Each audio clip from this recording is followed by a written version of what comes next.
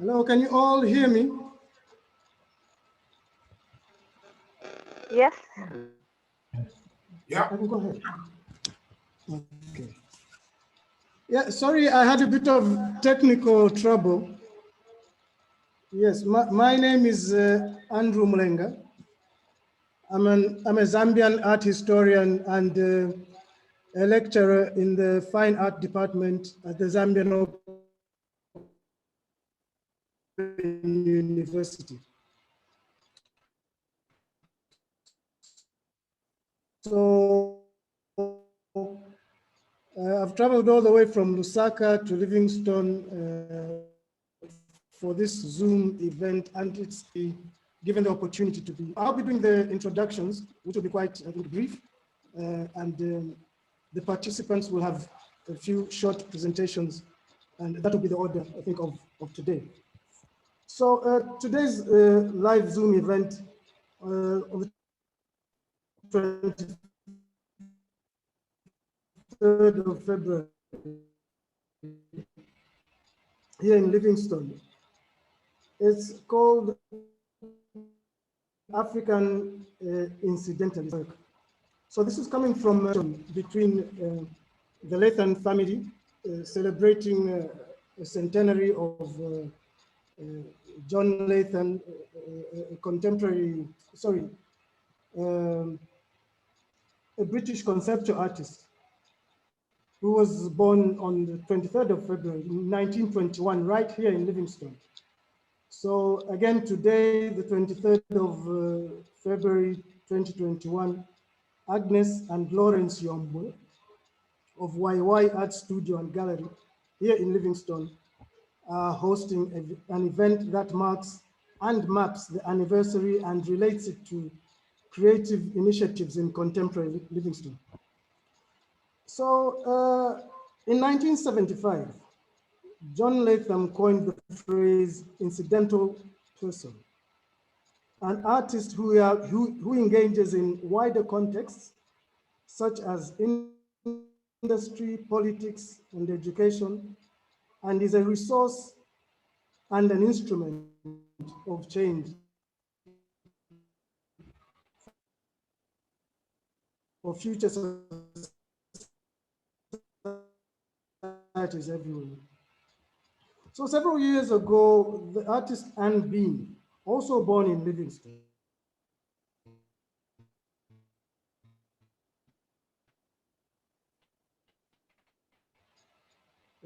decided she would travel to 600th anniversary, simply to be in the town years. Through a series of and engaged in several video chats, Anne and Agnes discussed the many expansive ways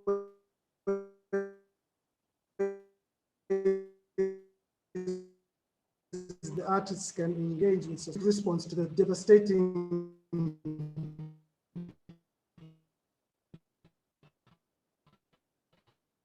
pandemic that has created, threatening the livelihood of Agnes to ask for land with the royal establishment, which the royal establishment gave her to activate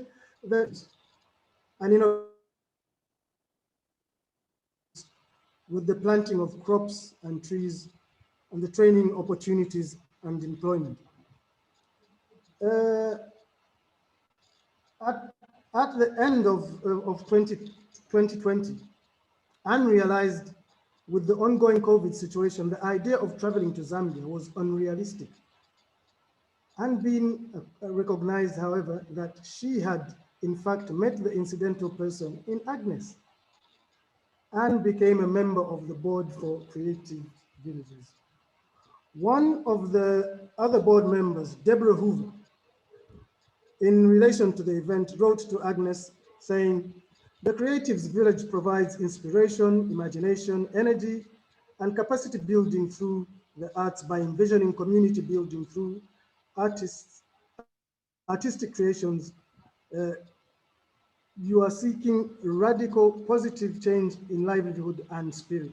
This seems to me to be fitting tribute to Latham's approach to art." These Zambian intersections have led to the programming of this hour-long live Zoom, to celebrate the event on the 100th anniversary of John Latham's birth here at YY. And it was kicked off this morning with the planting of two trees at the site. So we were there with Agnes and team, and we planted a baobab and a mango tree with nice kind of stone engraving placards, which you might, that is Anne Bean and is it Harriet who was supposed to do it? So then I'll go straight into introducing the presenters for today. The first being, of course, Agnes, whom at least I have written extensively about over the years, but I'll just give a very brief introduction for those of you who might not know her. So since her formative years as an artist, Agnes Buyayombe has consistently taken an advocatorial role or radical stance in one way or another. Not only was she among the students of Martin Piri, a revolutionary Zambian lecturer in the 1980s, she was also part of the team that helped him rally Zambian artists from across the country to form the Zambian Visual Arts Council, which is currently the predominant governing body in Zambia. So following the completion of her 3-year art teacher's diploma at the Evelyn Horn College in Lusaka in 1989, Agnes started exhibiting in local galleries and cultural centers. She wanted to see mobilization and collective action within her own visual arts context. Her overriding concern was the struggle to gain credibility as an artist within a male-dominated profession. In an effort to identify other female artists working in the country and to gain support and visibility for their work, she organized workshops and seminars and spoke out on their behalf, something which she continues to do till this very day. Not only through her facility here at YY, but also through her countrywide travels. So she was responsible for initiating and coordinating several women's workshops and exhibitions, and would later take up residency at the prestigious Edward Munch studio in Oslo in '95. The contacts she established in Norway would bring about a long-standing link between Norway and Zambia, with a good number of artists following her lead and taking up studies there. Agnes is a multidisciplinary artist, a printmaker at heart. She often combines painting, sculpture, beadwork, and found objects to create installations which emanate a distinctly African aura. Her aesthetic is informed by the symbolism and tenets of the Mbusa marriage rites of the Bemba people of northern Zambia. But her themes often veer towards family life and social issues, such as domestic violence, polygamy, motherhood, and women's rights. So today she runs YY Art Studios and Gallery, and by extension now, the Creatives Village, which will, I think, work as an annex to YY, which was established in 2007. So I will give you at this moment Agnes Yombo.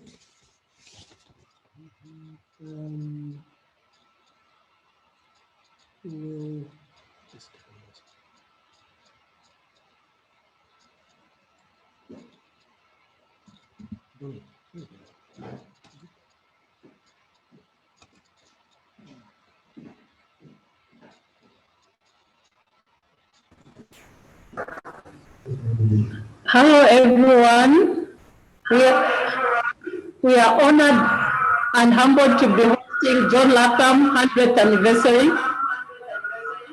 Thank you, Annie Bean, for connections and making this possible.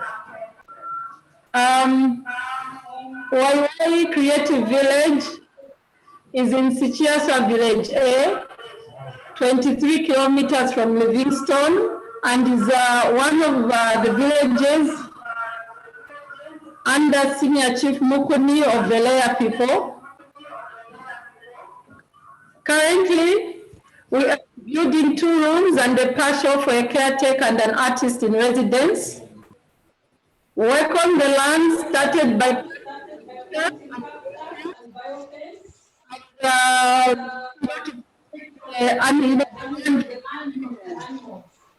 later, when we had planted vines, we had no choice to put a barbed wire. We are also currently constructing toilets which save water and keep it clean. And we've also put, we found that the cattle and the elephants were using the land a lot. So we've maintained the pathways, and we've put also signposts, on the land, just to add character to it.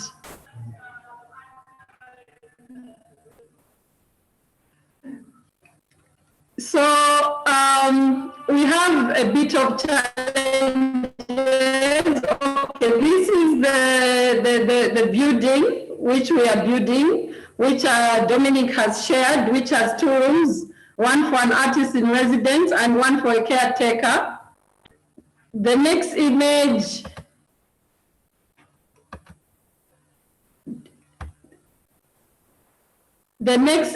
is showing the biofence and also the barbed wire being put. Like I said, that at the beginning, we really wanted the biofence to be the main thing to protect the land from animals, but the cattle ate the vines, and then we had to put the barbed wire. The next image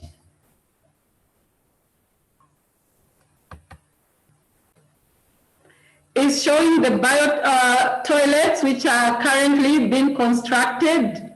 They are not yet complete. Like I said, they keep the environment, it saves water, and also it keeps the environment clean. And it does many other things as well. The next image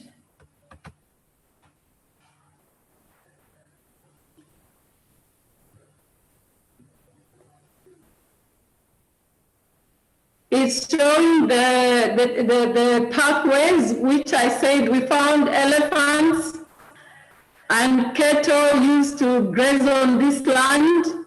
So we've tried to keep them and maintain them, and just add signs showing which routes the elephant used and the cattle, just to give it character.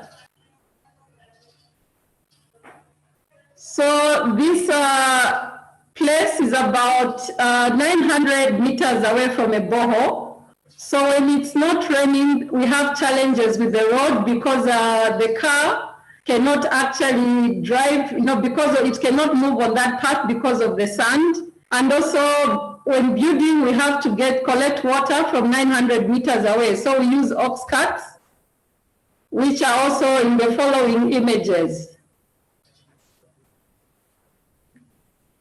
Dominic, next images, please. So like I said, we use the donkeys sometimes. This is the spot which we even keep our materials when we order, because even big trucks can't pass. So the donkeys put the carts and sometimes the cattle. And then sometimes we use this car, to draw water, and we put the water in the barrels. Next image, Dominic.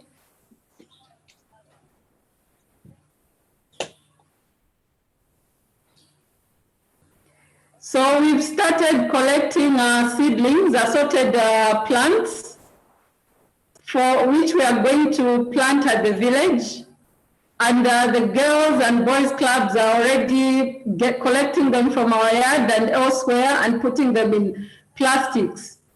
So we have about 72 households in that village, and each one will be given some trees to plant. Next image.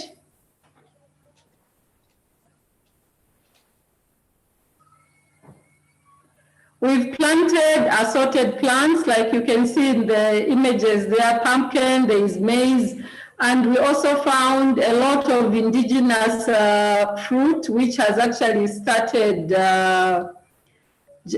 growing. So like this one, which is Mchinga Chinga, the local name, and Andrew in that image is looking at Mbubu fruit. Next image. We have actually a link here for the Padlet, which if people would like to see more of what we are doing at the village, they can actually see. So I'd like to say thank you to our board members, to Global St. John's Giving Circle, Prospero Zambia, the Royal Establishment, Mr. Hans, and many friends and family for supporting us in various ways. Thank you.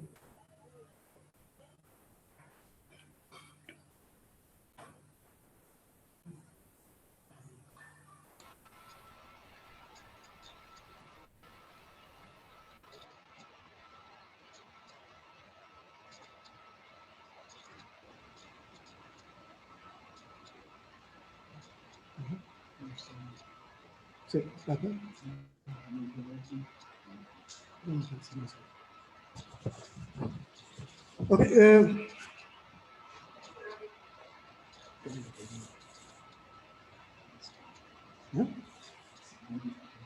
I can go ahead.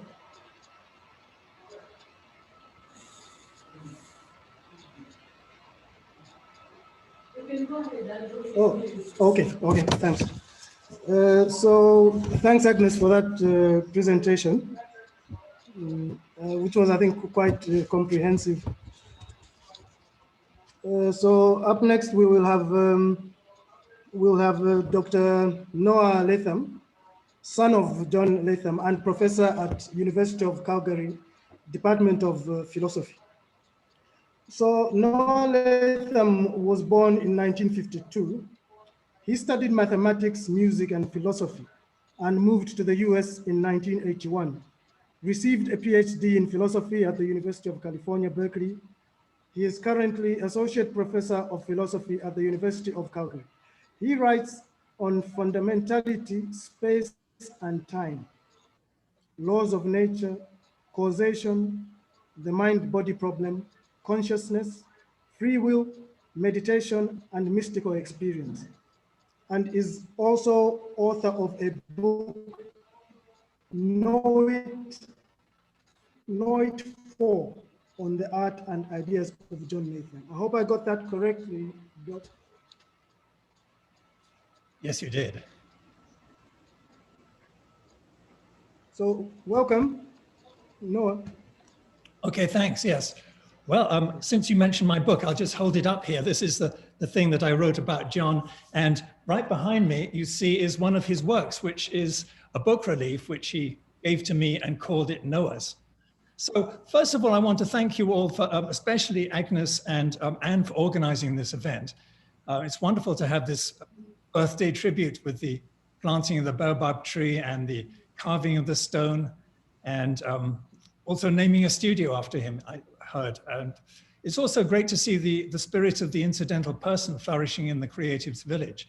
And as I was seeing it, I was thinking John would enjoy that so much, because he was a market gardener. He was always growing things.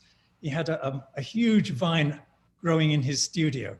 And so he would feel very welcome in that place, in that environment. And one of these days, I hope I'll come out and see the tree and meet you all and be able to enjoy that environment myself. So let me say a few things about how John became interested in art in context.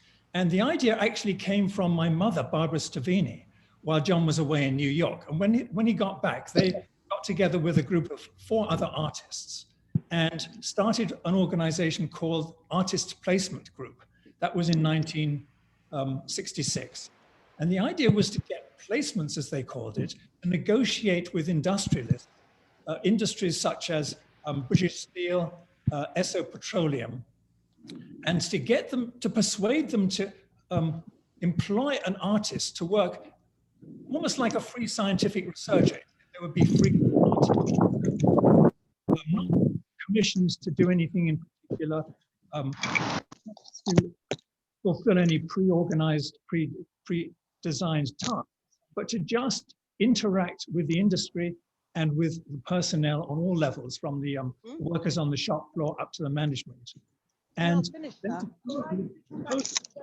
art projects that would reflect their interaction. And I can hear some background sound if people would like to. So and then I think this phrase that's part of the program, context is half the work, nicely describes from an artist's perspective that that project from the artist's perspective. So then later on, after about a dozen placements of this sort in industries, they went, artist placement groups started working in government departments, such as the Department of Health and Social Security and the Scottish Office. And then later in the early 90s, they moved into education and schools. And John's phrase, the incidental person, I think captures the idea of not just an artist, but any creative person with the right kind of experience who would be interested in working in these sorts of contexts. So how did John get to Africa? Well, his father, Geoffrey Latham, was in the colonial office, started working in Africa in 1910 and served there during the First World War. And then in 1920, he became inspector of schools in Northern Rhodesia. A few years later, he became director of what it was called native education. And then also later on in the 30s, 35 to 37, he was director of what was called the Bantu Educational Cinema Experiment. And they put together a variety of films, maybe it was about 3 dozen films or so, to show to the Africans and get feedback from them. And the idea was it was to be a mixture of entertainment, propaganda, and education. And it's interesting to me to read some of the things that my grandfather wrote about this. And one of the things he said was that he felt that he wanted the Africans to realize that the Europeans had made some terrible mistakes and were suffering from them. And 2 of the biggest mistakes was, one, at the time in the 30s, we called it a rabid nationalism. And the other was the idea of accumulation of wealth for its own sake, rather than for the benefit of the whole community. And he saw that the mines had gone beyond this proper function, and he felt that they should be regulated or retarded. So John was born in 1921 in Livingstone, and he traveled backwards and forwards to England a few times through the ports of Cape Town and Durban and Beira, finally leaving to return to England for good at the end of 1930. And during this time, he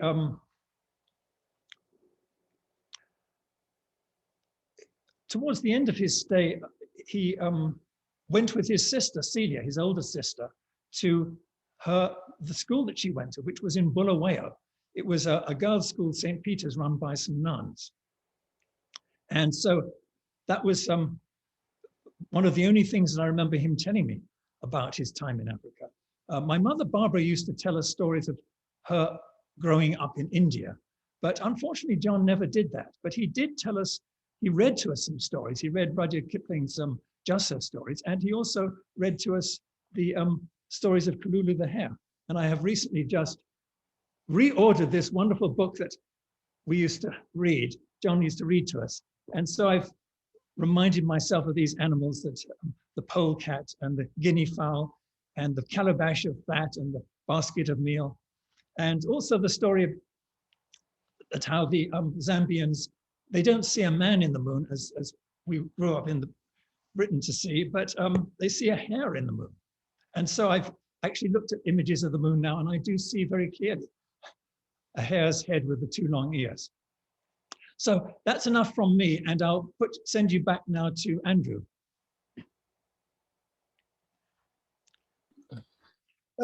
Thanks very much. I'm outside now. Yeah. Thanks very much, Noah, for those insights. And especially for adding a bit more context on, I think, John Latham's journey as an artist, and how he left and how he would journey back. And also I like the bit that you've said about the hares. Is it the rabbits with their ears? Although I may not fully agree with that. Yes, so I think we'll move on to the next speaker, who will be Harriet Latham. Yeah, so Harriet, are you ready for us? Yes, I'm here.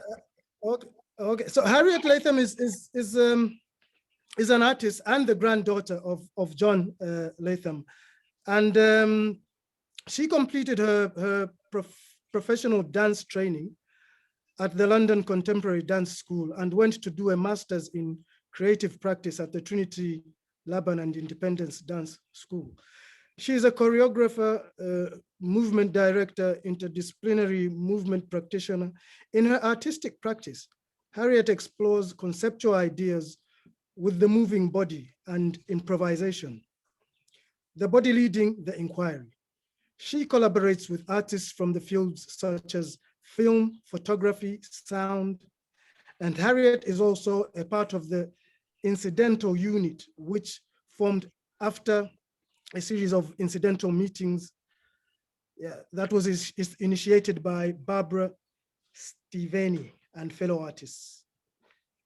So Harriet, welcome, and the floor is all yours. Thank you. Hello, thank you very much.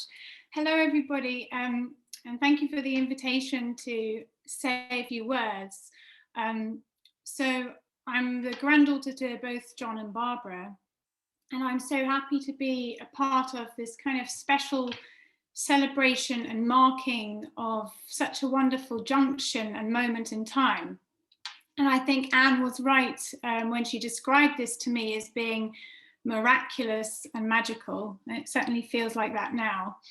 And I thought I would share some of my reflections and thoughts in relation to all this incidentalism. So perhaps coming from a more personal side. So being around John and Barbara has certainly shaped some of the way I see the world. And what I find fascinating is how my relationship with them both continues to grow even after their passing away, with moments like these that capture a sense of their presence and perhaps approach or ways of operating in a new now and a new context, which for me is very exciting. This idea of incidentalism, which kind of seeps through the many layers of today's event, is one that was so fundamental to Barbara and John and other members of the APG, the Artist Placement Group, which Noah talked about.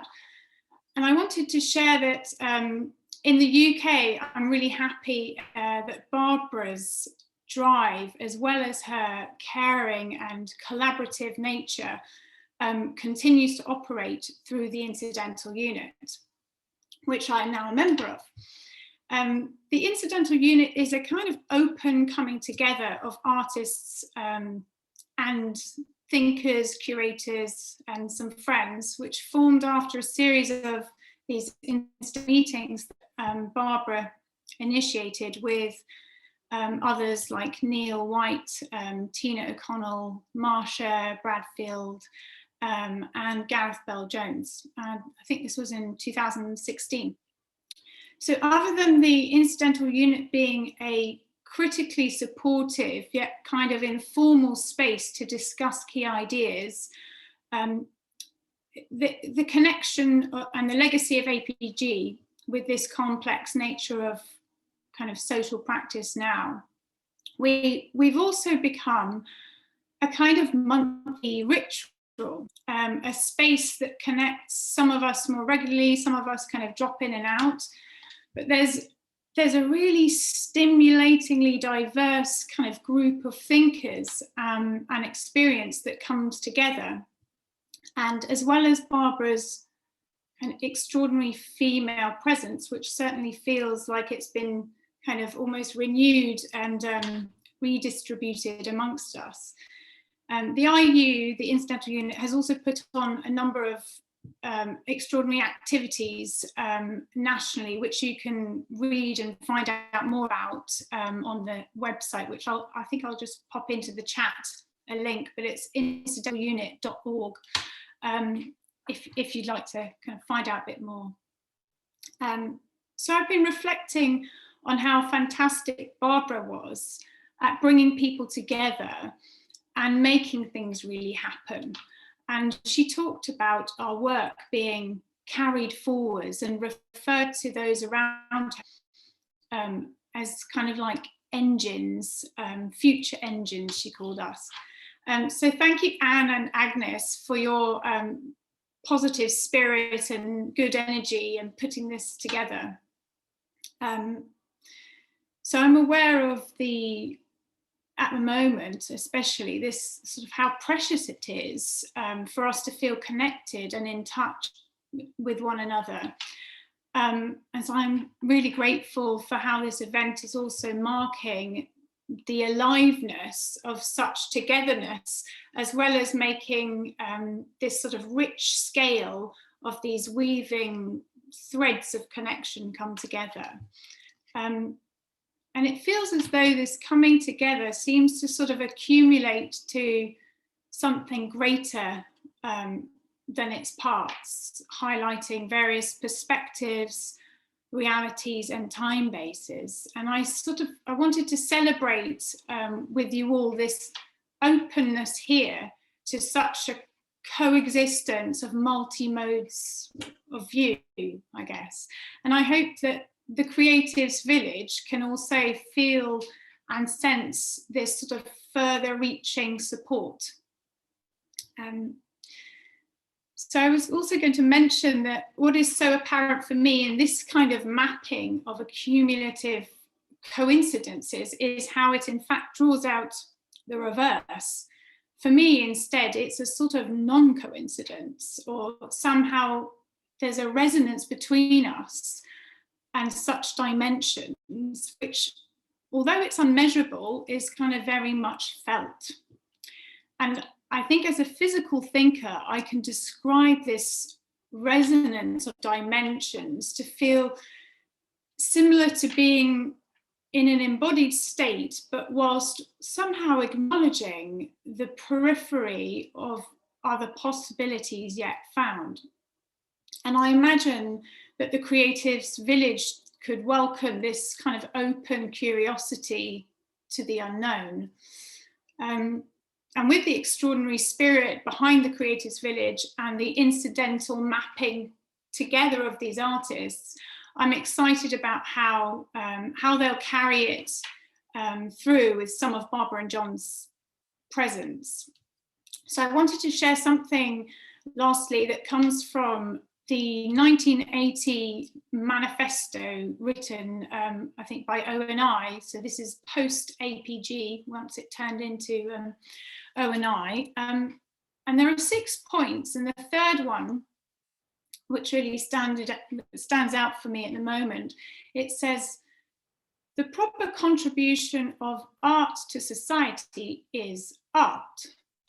And I feel this is really important to think about today when looking at the many kind of expressive ways artists and society engage with one another. And I thought that perhaps we could instead think of society meeting art rather than art meeting or having to engage with society. So I was thinking about how kind of wonderful it would be for these artist initiatives and the Creatives Village to grow with this freedom and the unknown, and I guess with the richness and comfort of all this, what I think is a physically felt connectedness. So that's all I wanted to share, but thank you very much. It's been a pleasure to share with you.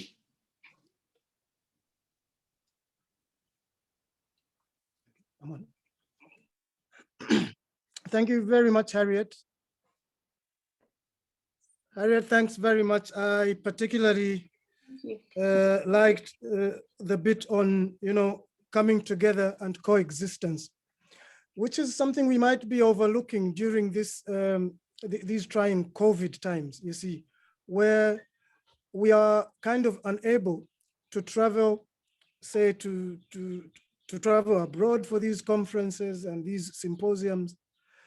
But that aside, we are able to do these things from wherever we are, whether it's in isolation.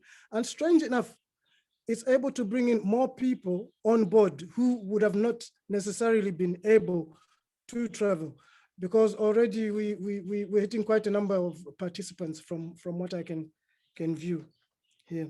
So thanks very much, Harriet, and we'll move on to the next presenter. That will be John Paul Latham, the son of John Latham, and a reader in geomechanics and at the Imperial College. So John Paul, or JP, as he is fondly called, has carved out a career in academia, starting with a PhD in structural geology from Imperial College in London in 1985. Then he went on to Queen Mary University in London, where he became director of the MSc in geometrics. Okay, that's a hard one.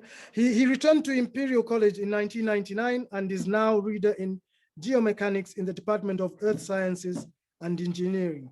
His main research interests are in structural geology, coastal engineering, using of simulations for applications to renewable energy, and to help mitigate the effects of coastal climate change. A trustee on the Flat Time House Charity board, he keeps an eye on the art scene. So John Paul, welcome. Are you ready for us?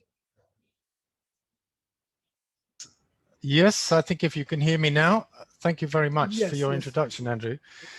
I'm going to share a few slides that I prepared, so I'll just get that organized. Let me just go there again. Share screen, find my presentation, and hopefully somebody will nod if that's coming through.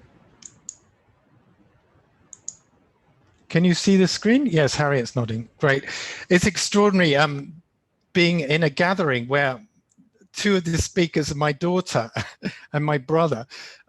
So I've got something to follow on. I'm not going to be talking so much as an artist as Harriet. I'm more of an academic, but I'll give you some reflections on, no, not so much reflections, but more to introduce what you already know, which is that John Latham was born exactly 100 years ago today, and that he was born just in Livingstone, just to the top right of your screen. You can see the beautiful image of the Musi Ua Tunya Falls. I've been told that these are the smoke that thunders falls, and it's not just this connection that John was born in Livingstone that I wanted to talk about. So this is a little bit of a journey, a story about some of the other connections. So I'm going to go straight to what is in fact what Noah was talking about, which is the APG placement that John had in the Scottish office in 1975 for 6 months. So he was given the opportunity to work in the context of the Scottish office, where he was given the context of the derelict land department, urban renewal, and also the graphics office. And I think you can see on the right the image is actually one of the images from the aerial photography that John was introduced to early on in his stay up in Scotland. And what you can see there is what absolutely blew his mind, I think, was that he discovered these features from the aerial photography that obviously drew his attention. And they are, in fact, giant man-made landforms that are known as bings up in Scotland. And you can see the extraordinary sort of anatomical form of these huge mounds. And in fact, this is known as the Niddry Woman site. That was named Niddry Woman by John, named after the local castle, Niddry Castle. So this is one of the beings that fascinated John. And I think it's quite interesting going back to his practice. And I always remember this. Some of you will be familiar with John's two questions that he often used to ask. One of them was, what is it that can be said to be going on that? This is this process of engaging with your context on what you're presented with. And the other one was, what is it that can be said to have gone on? So I think it's quite helpful to sort of just see how, with John's mindset, how being presented with these images from 1947, he got very rapidly drawn in.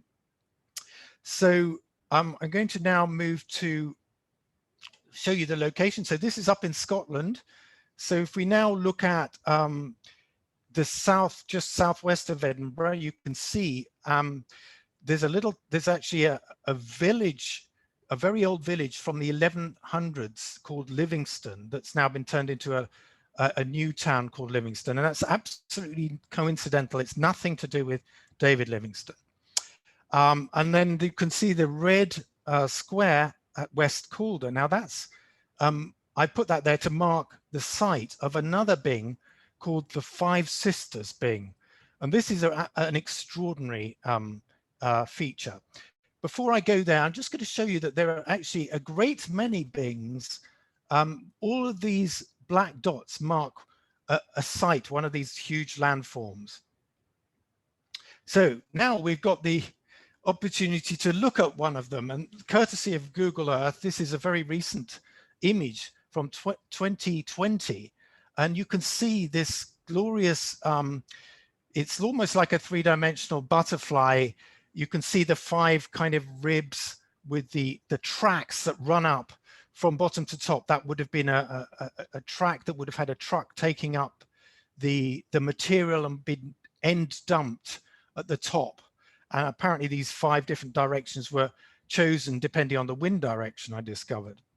Now we've also got imagery from 2004, and that was obviously a beautiful sunny day, and you get these gorgeous features highlighted by the sun's shadows. And I guess that the form is even more highlighted, and obviously it's 14, 15, 16 years ago, so its features are still more acute. But back in 1945, there's an image that's on Google which can be turned into a three-dimensional image. It's a bit out of focus, but it's in gray tones, but here it is. Now this would be the stage that object, that huge process was at in 1945. And this is so extraordinary. You can see these exuberant protuberances right slap bang in the middle that would never have been seen or never been known about. But that's the process. That's the sort of excitement of this discovery that I think sort of captures John's interest in these monuments. So now if we go to what we know about John, we know he was born in Livingstone, this 100 years ago today. So this is one of the events, but the other is that actually John's placement in Scotland with APG, in 1976, he actually designated the bings to be ready-made statements in the category of art, following in the tradition of Marcel Duchamp to some extent, but more interested in the process itself. And this is the basis of one of the proposals to the Scottish Development Agency in his Scottish office placement. And that letter shows his designation to the Scottish office, which contained 5 suggested sites. So this is where I wanted to bring in a young artist called Stuart Whipps. Now, Stuart from Birmingham, he was artist in residence at Flat Time House in 2013. Now, I should just mention briefly that Flat Time House is the former home of John Latham, which is in Peckham in London, and that's been converted now and runs as an exhibition centre and a gallery and art institute for research, which houses his very large archive. And so Stuart Whipps actually wins the residency competition. So he has a month staying there. And of course, he's very drawn to look inside the John Latham archive. That was the brief for his work. And he alighted on this wonderful photograph, which you can all recognize. Now, this is a postcard from 1908. And Stuart found this, and then this is the first thing he did, was in recognizing John was born in Livingstone. He was thinking, this is exciting. And another thing, he realized that John had done all this wonderful work up in Scotland, discovering the Bings and their significance. Was not totally apparent. Some of the connections, which I would now show you, were as a result of his sort of artistic and historical sort of investigations up in Scotland. So he took a trip up there, and of course, now very important bit of history became apparent to him that David Livingstone and James Paraffin Young, two enormous figures of the 19th century from this part of Scotland, they were actually at school together, I should say college together, Anderson's College. And you can see, so David Livingstone, who you're familiar with, you know, the explorer. Interestingly, Livingstone is probably one of the only towns that retains a non-African name. And we also have, on the other hand, James Young. He's this famous giant of chemistry, industrial process pioneer, and he had geological background as well. And he recognized that there was oil shale in this part of Scotland that could be mined and turned into oil for lubrication of machinery in the famous sort of industrial revolution. So we could also say that James Young had a lot to do with the Bings of Scotland. The whole oil shale, mine waste sculptures, if you like, were due to his discoveries. So I just show you this before introducing the friendship between them. This picture on the right shows you what this oil shale looks like, a piece of it. And this is this red color is actually very familiar with your soil out in Livingstone, I noticed from the photographs, this familiar color. Anyway, it's formed by heating up the oil shale, and it turns red after it's been heated, and then the volatile organic compounds of oil can be distilled after it's been heated. They can be distilled into these different fractions, whether it's a lubricant or for paraffin oil or for burning. So the great thing was that all this industry was enough to fund Livingstone's trips to Africa. So in that sense, you know, they were great friends. James funded Livingstone's trips. And then David Livingstone, kind of almost in return, was kind of a founder of the first big factory of paraffin and mineral oil in 1865. And then sadly, of course, we know David Livingstone dies in 1873. And we then have, in memory of their friendship, Paraffin Young constructs this miniature replica of the Victoria Falls in his estate, in his back garden, effectively, in his Limefield estate. So there's this miniature in one of the rivers there that he's made that looks just like Victoria Falls, shown in this picture. So coming now to the final sort of exhibition that Stuart Whipps was able to put on, called Birth Springs, Death Falls, back in 2013, January. So we see these lovely works that he produced. So on the left, you can see this sort of the original postcard that he found. And it sat there on the mantelpiece of my father's house, Flat Time House in Peckham, next to a piece of resin shaped, well, it's actually resin, but it looks like rock. And that's the piece that my father used to have on his mantelpiece. And you can see, if you just look at my cursor, this beautiful sort of mirroring of the geometry that Stuart picked out with the geometry of the gorge, the side of the plunge into where the Victoria Falls are. So that lovely juxtaposition there he's done. And then if you look to the right, you've got the install shot of this huge photographic work that Stuart did, photographing the bings that are on the wall behind me here. That's the 5 sisters taken from grass level early one morning. And then on the right, you can see the monitor screen that Stuart Whipps showed on a loop, which was actually taken from a film in 1937 made to discuss all of David Livingstone and Paraffin Young. And that is actually this wonderful sort of install.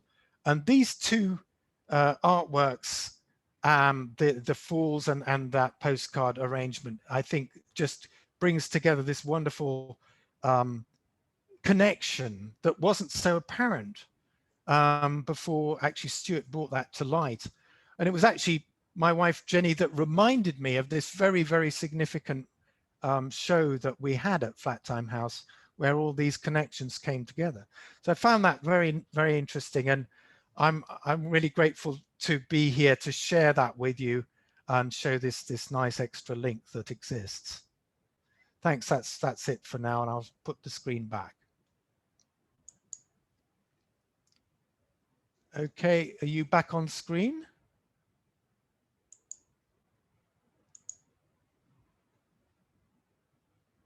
Much, John, JP, for that very insightful presentation.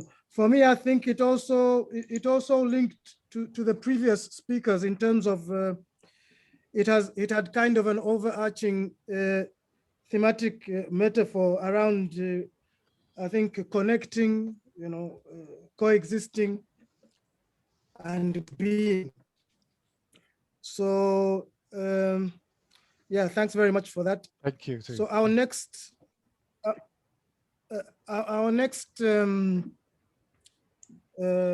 presenter, in fact, we'll just show a video by Sarah Chibom, a Zambian artist, performance artist, who won't be saying anything, but then when Anne Bean comes on, she will have a couple of things to say about the work.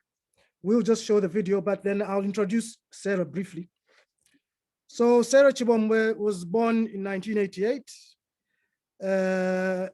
By the way, she's the artist in residency here at YY. So Sarah Chibomwe was born in 1988, and she's a performance and visual artist. Began her career in 2014 when she joined the Visual Arts Council of Zambia. She's a 2013 graduate of the Zambia Institute of Tourism and Hotel Studies with an advanced certificate in food for production, and works as an art director in a film hub called Yoweri Chungu Film.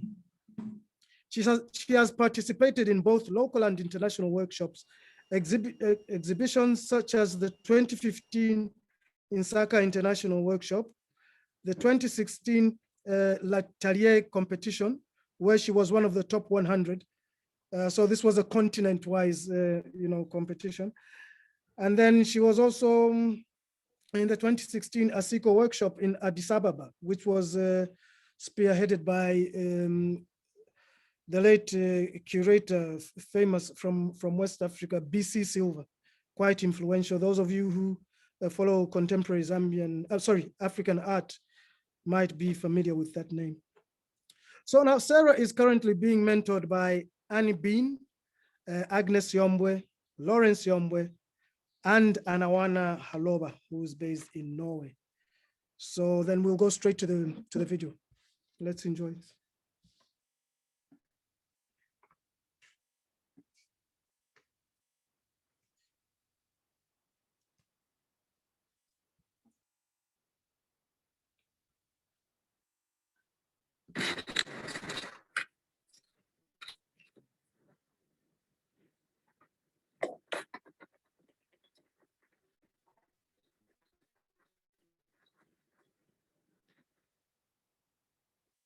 We forgot to say something.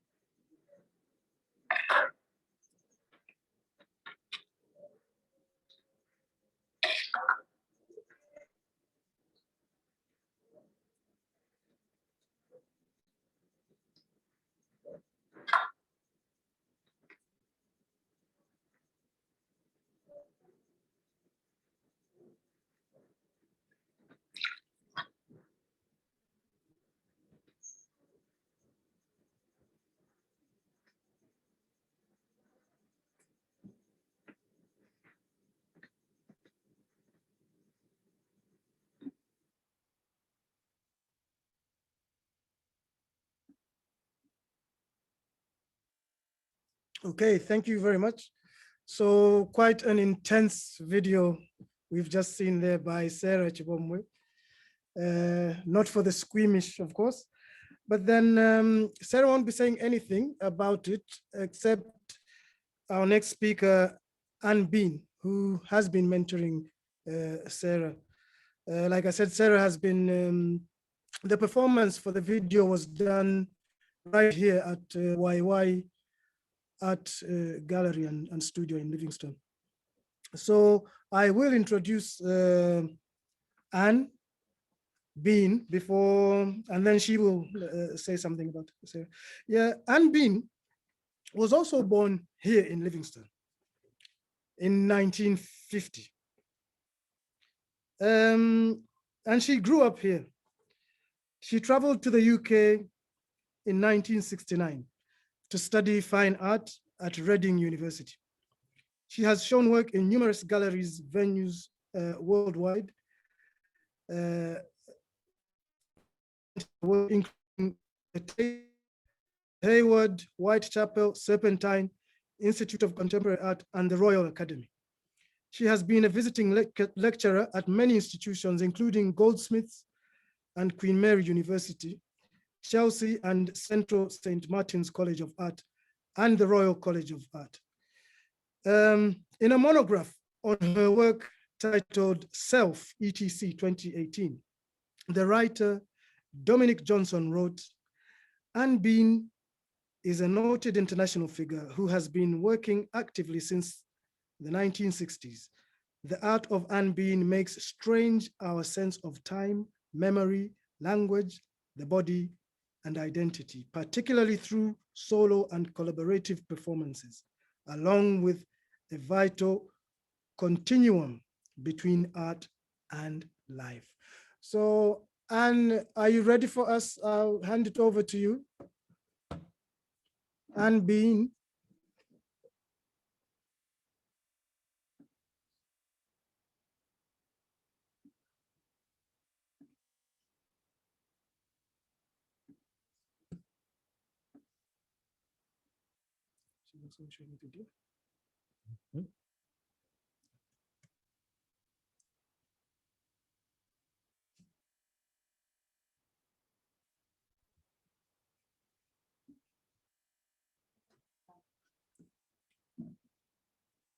Oh, she's on mute. Okay. Can you hear me? Yes. Oh, okay. It was on mute. I don't know what had happened. Anyway, it's lovely to see you, Andrew, as the sun sets around you. Just makes me feel back in Livingstone where it suddenly just went dark. You know, so it's great to see you suddenly getting into this darkness there.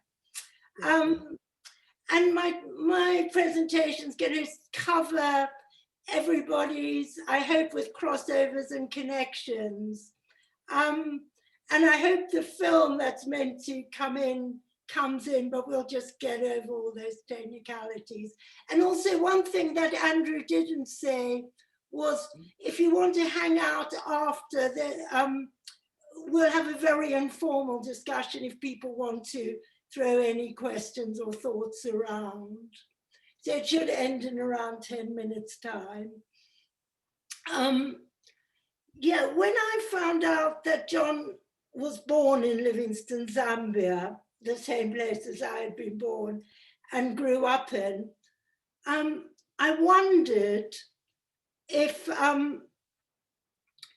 his proposal of a cosmology defined by time and not space was something to do with this birthplace. Livingstone 100 years ago, living stone, a living stone. I always remember John saying that a rock was an event in time. He argued that all things that exist can be thought of as events of different duration, a theory that he called event structure. He said that rocks or stones or any form or structure of things are explicable only in relation to time, and that they are there only as a conduit for deeper, more intuitive thought. A stone, is an event in time. Livingstone. Living's tone, the tone of the living. The tone of the living. John's ideas represent an alternative theory of the universe in response to a too rational world. Growing up in Livingstone, I felt like there was a direct line to ancientness held by the land itself, the red earth, the sun, the heat, meteor showers, the stunning clarity of the Milky Way, giant termite mounds, baobab trees, and lunar rainbows created by the full moon over the Victoria Falls. It was while watching this moonbow phenomenon that I became aware of intersections of time. I had read that sunlight took over 8 minutes to travel across the vacuum of space to reach us. And here was this ray from the past, bouncing off the moon's surface, refracting in the curtain of water droplets from the spray of the Victoria Falls, creating a ghostly, glowing, almost white rainbow suspended in the midst. In the early 1970s, John devised a series of 1-second drawings by spraying black paint onto whiteboard for 1 second. He called these works the least event and saw them as durational events rather than marks. They made one aware of the action of these discharged particles of spray paint. There should be a film playing, but I'll carry on. They made one aware of the action of these discharged particles of spray paint jetting through the air onto the surface. I saw these works as constellations of stars in negative, black on white. I used to lie on the ground in Livingstone and look at the stars in the vast darkness and feel like I was falling into the sky. My fingers would dig into the earth to keep me on the planet. I saw my body as a time machine where cells were dying every second, while simultaneously my DNA connected me to my ancient ancestors and the potential of the eggs in my body to my future ancestors. John saw an artist's practice as using intuitions that were tapping information from long time past events, which are a catalyst for an inclusive, unified, and holistic society. Because by seeing the world in longer time-based events, it takes one away from the shorter time base, typically associated with selfish behavior. John proposed that space-based thinkers rely on money as an assessment of value, whereas time-based thinkers use units of attention, which are preferable as a gauge of value. Artists for John were agents of transformation. I've had many exchanges with the artist Sarah Chibombwe in Livingstone. She'd been undergoing an Imbusa ceremony, an initiation rite of the Bemba people. We have spoken about crossovers of contemporary performance and ancient ritual. Her film performance alluded to the ceremonious preparation of the chicken, in which you should not break the gallbladder so that bitterness does not come into one's life. This requires carefulness, so this blindfold makes the search of the gall and the cutting out of it very focused. The Nachimbusa is her instructor. In various books, the word Nachimbusa has been translated as the tutor of the transcendent and the protector of the miraculous event, which reminds me of John's notion of artists as agents of transformation. At the heart of this event taking place now is the real agent of transformation, Agnes Yombwe. Connecting to Agnes and sharing this event with her has been a joy for me. I don't know what you can see.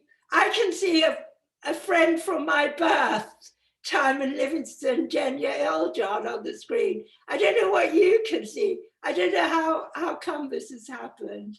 But it's quite strange and quite eerie for me, because it is a real connection back to 70 years, over 70 years ago when I was born there.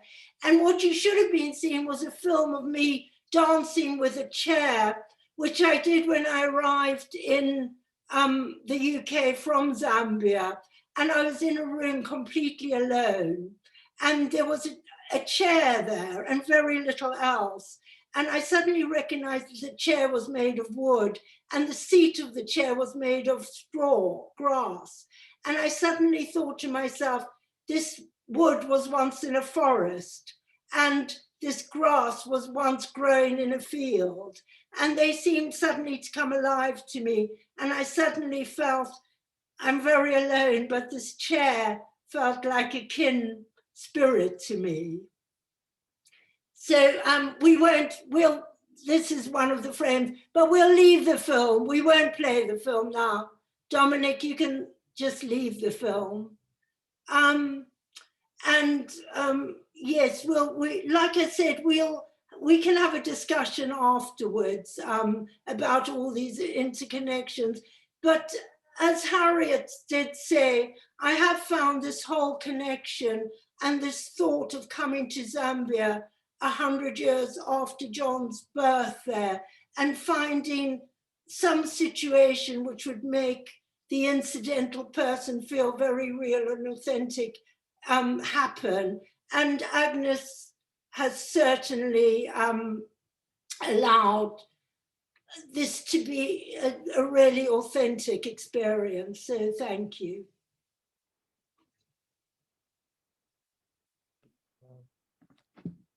Okay. Andrew? Thank you. Yeah, thank you very much, Anne. Hello? Hello. You can hear me? Yeah. Yeah, thank you very much for the presentation and for at least the context, and I mean with regards Sarah's work, and also for sharing the connection, not only your connection to connection to Stone, but to Sarah and also to Agnes here at YY. It would have been nice for us to see the video, but then since we can't, I think that would be okay. And also thanks for reminding us that after, when we're done, we can have an informal chat in the background. That said, we'll go straight to Sarah Andrew, the next speaker. She has a talk entitled Meeting Incidentalism. Now, Sarah is a human rights lawyer. She's an artist, a human rights lawyer, and her practice is deeply influenced by John Latham's ideas of the incidental person. So there's the link again. She has worked across a 25-year career with pretty much any medium she can lay her hands on: writing, performance, photography, ceramics, friendships, and legal contracts have all formed part of her practice. She trained in law and politics at Nottingham University and fine art at St. Martin's School of Art and the Slade School, as well as UCI. Is it L? She is founder member of this collective. Yeah, she's the founder member of the Random Artists, a squat collective providing free cultural spaces and space hijackers. This sounds interesting. Whose collective street actions in London tried to dismantle legal and social restraints, one Akaki performance at a time. Sarah is currently part of the feminist performance collective FBI, a human rights lawyer at Avaz Foundation, and through 2019 to 2020, co-led Come Hell or High Water with Anne Bean, our previous speaker. So Sarah has shown works nationally, internationally, including the Tate, ICA, and Flat Time House, and most recently at the MK Gallery in Milton Keynes. She will be participating in the Biltane Performance Festival in May 2021. So Sarah Andrew, please, the floor is yours. Thank you so much, and how wonderful to see you in the dimming twilight. I feel this is quite a magical space across Europe and Africa on John's anniversary. It's very, very emotional, I have to say. And thank you so much to you and to Anne and to Agnes for bringing us all together. I don't really have a talk, I have a story. I want to tell you a story, and I'm going to apologize for some jargon in it from John's writing, but I think some of it has already been helpfully explained by previous speakers, and I hope some of its meaning just emerges from the story I'm going to tell you. So the first time it all came together for me was in the cold front room of Flat Time House. And I can remember red wires twisting around the 2-bar heater that struggled to diffuse the steam that was coming out of our breath in that cold, cold room. And I can remember the cloth banners hanging from rollers mounted on the walls with symbols and lines painted on them. And then there was this very strange yellow object projecting inside and outside of the room, which weirdly, in my kind of slight disorientation, I thought was a giant yellow fish, a bit like the symbol that early Christians used. I didn't actually clock that it was a large book, a bit impossible if you've seen the earlier image, I think, from JP of the room, but there we go. And I was there kind of on the pretext of giving John and Barbara some legal advice about their gallery. But I was just in awe because for me, this was John Latham magically appearing out of library books and cached internet obscure sites that I'd found in late night surfing, coming out of myth into this sort of tea drinking, frail but fiery flesh in front of me. And that was back in November 2004. But I need to roll you back even further to 2001, actually rather wonderfully 20 years ago exactly, when I was at that point the chief compliance officer at the BBC. And that's kind of a polite word for a censor. I used to cut the words out of people's works if they were swearing or if they were talking about dangerous activities, easily imitated by children. We were in the least glamorous office in the whole of the BBC, next to a railway line that used to shake rust from our windows every 15 minutes, and we never, ever saw anyone famous. But it didn't matter because it kept my mind entirely free to work on art, which I thought was what I really wanted to do. I was at Central St. Martin's part-time, and my true life as I saw it was reading and making and arguing about art. And I was spinning between these two worlds. I needed to work, to live, to earn, but I couldn't make sense of myself as this office worker who was cutting and neatening kind of the works of others. I didn't understand how that could work. And these mental walls were straining under this kind of incongruity of my work life and my art life. And then they imploded the day that I found John Latham's writing on this, as I say, cached archive internet site where he explained the theory of the incidental person. And I read these words and I saw the paint spatters that Anne has described, which covered the screen with writing all over it.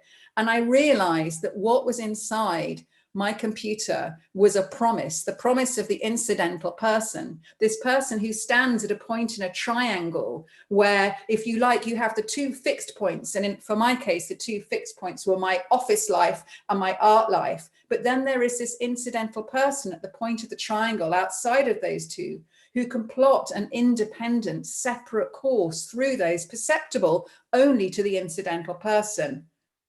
I just ignited.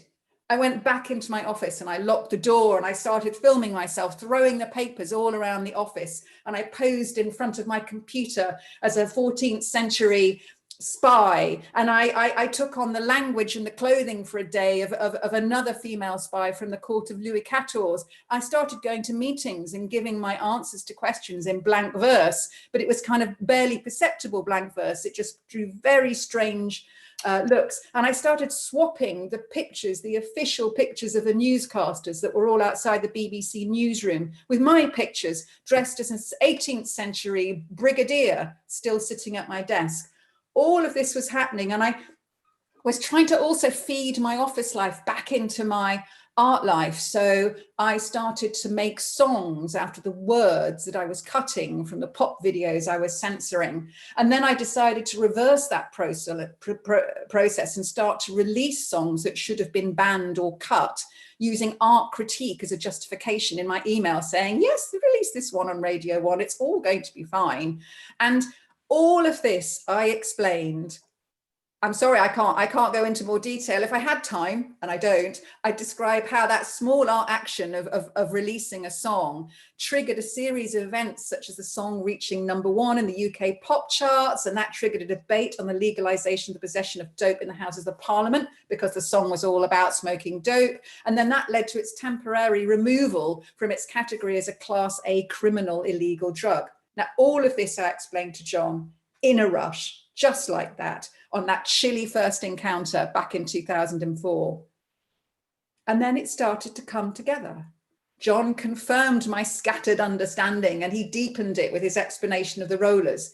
He sort of told me, and I'm going to truncate this terribly, that by standing outside of those fixed positions as an incidental person, I'd managed to slip along the timescale from least event to IU status. I was using my rigorous intuition, as he called it, to leap ahead in time. In fact, 3 years ago, I had made the right compliance decision for the BBC by releasing that song, by working as an incidental person, because years later they had decriminalized it. I was just making a future decision right now. Now, obviously, there was an awful lot wrong in my approach. It was a homemade approach. I had no formal open brief. I wrote my own brief that I kind of committed to.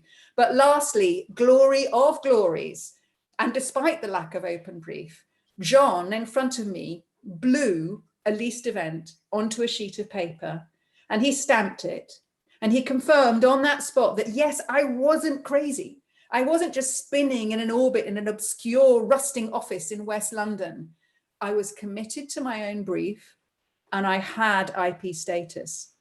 And I have given you an image, which I think you can show, of that document, but it's also here. This is my proof, and I hold it dear whenever I feel crazy, that I am actually an incidental person, and I am incidental. And you look at the effect, 20 years on, I'm a human rights lawyer, working for a VAS, fighting for people's rights and for our climate, and I'm still making work, and I'm telling my stories, and I'm very grateful to be here. I'm very grateful for all of these lines coming together, and I still feel that John is mentoring me. Even now I can hear his voice kind of, making me rigorous. This is not a play, this is not a rehearsal, this is a way to be. And I appreciate you all to listening to my story. Thank you very much. Thank you so much, Sarah, for that powerful sharing. Like you said, it won't be a presentation, but the fact that it was just you sharing it lends intimacy to it all. And I'm very grateful on behalf of everyone else. So we'll move on to our last and final speaker, Mr. Benjamin Mibenge, who is based here in Livingstone. So Mr. Mibenge, or Benjamin, he studied at the Nkumbi International College here in Zambia from 1968 to 1971, and the Evelyn Hone College from 1971 to 1974, and emerged from there as a graphic designer. His work experience involves the Zambia Information Services, He worked as a graphic designer and exhibitions officer from 1975 to 1985 with the Heritage Conservation Commission, again as graphic designer and technical officer and manager information from 1985 to 2002 until he retired, of which he hasn't really done. He's extremely active, I mean, as an environmentalist. And also he has his own kind of private museum, which I saw today, a collection of old paraphernalia. So he's been an artist from the tender age of 7, and yeah, he started drawing in black and white, mostly wildlife and realistic drawings, but later added a new type of graphic interpretation to each wildlife. Yes, so I'll hand it over to him right away. We're sharing, so I'll just get up.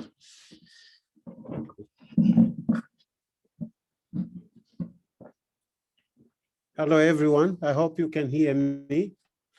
May I just say, hi, beautiful people. And when I say beautiful, really what I'm trying to say is beauty is not the way a person looks like. I think beauty is the things that you do, the hard work, the creativity, the way you receive people, the way you share ideas with friends and so on. And that is what is beauty for me. And I'm still waiting for my friend, Mr. Mulenga, one day to call me beautiful or Agnes. So I'm really looking forward to do that. Really, I think Mr. Mulenga has done some introduction, but what I'm happy with is that to sit here and share this meeting with you. One thing that was mentioned was that monument of 1945. 1945 is special for me because that is the year when I was born. So that monument for me becomes also special. Yes, I think we've done some introduction. I think what is good is that I have known the Yombwes for many, many years. And they inspire actually a lot of us, not just here in Livingstone, but I think Zambia in general. I have never really done an exhibition outside, but I think somebody was talking about Agnes introducing people to a lot of countries where we have exhibited and so on. And it was my first time that I exhibited in Norway. So I think this is the type of people that we're actually dealing with. Apart from being a graphic designer, I'm actually an environmentalist. I do a lot of environmental work, and I just plant trees. I think every month I must plant one tree. So it was really special for me to have been invited, and it was really an honor to be together and plant the 2 trees in honor of our friends. And I think this is a beautiful way of actually appreciating what actually people did. So in short, this is what I do. And one of the things that I hope to do with the Yombwes as they move to the new site will ensure that whoever comes there, we must also give the knowledge about looking after our environment, because that is life. And I always tell people, for example, I said, of course, if you're putting on any cloth, shoes, and so on, this is really out of the trees. This is out of the forest. And therefore, we need to respect the forest and do things that we get. I mean, if you look at the forest, we get the rain, and when it rains, then you plow, then you get your food. When it rains, then cattle eat. When cattle eat, then you get hide, then you make your shoes, and so on. So I think this is, these are our photos we're taking today. Yes, of course, these are the 3, you can see those 3 photographs. So it was so nice. And I think this is what we possibly need to do. When we have lost somebody, when somebody died, why don't we honor them by planting a tree? You know, because after all, when this tree grows, it's like this same person has come back and is still contributing to the world. And I think this is how we must be looking for those of us who look after the forest and so on. I think this is a knowledge that we must be putting into our young ones. So we hope as long as we are alive with the Agnes and the Yombwe in family, we'll try to do as much as we can to promote our forest and so. And then apart from this, I also do a bit of drawing. I used to draw realistic drawing, an elephant as an elephant, a lion as a lion. But you know, it does not give you the history or the meaning of that lion, of whatever animal it is. So I've changed my style.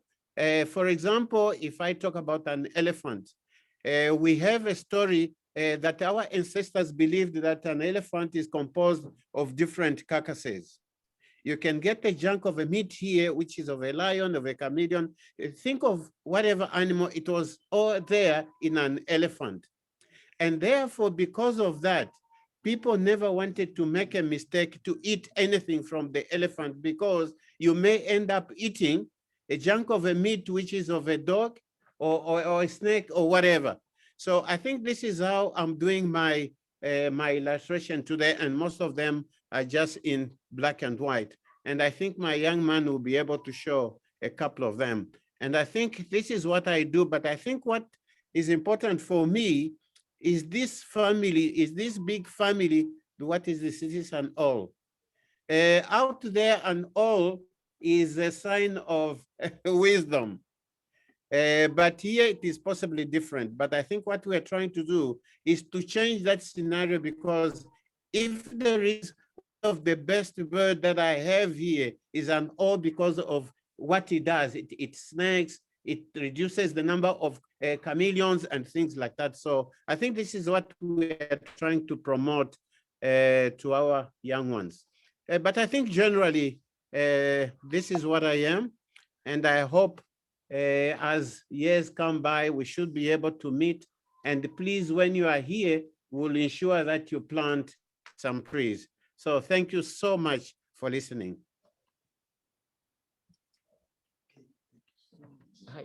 It's okay. You can just take it. Oh,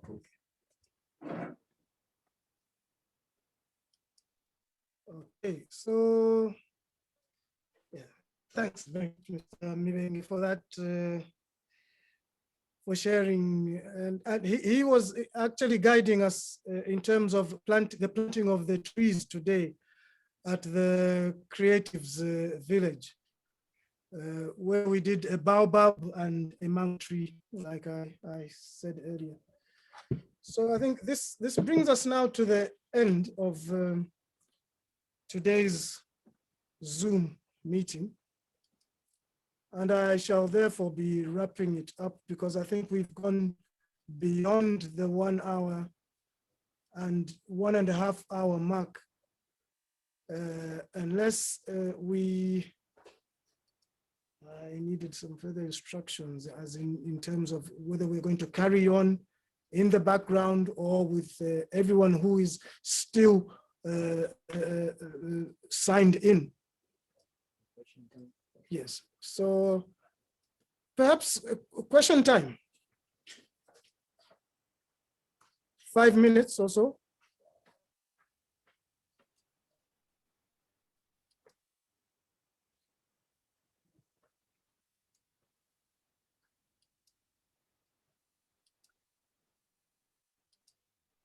Not seeing any questions.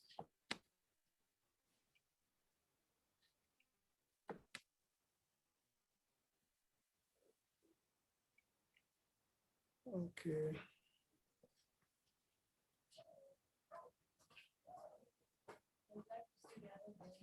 Sorry?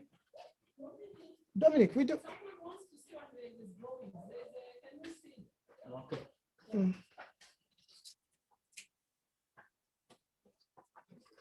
Okay.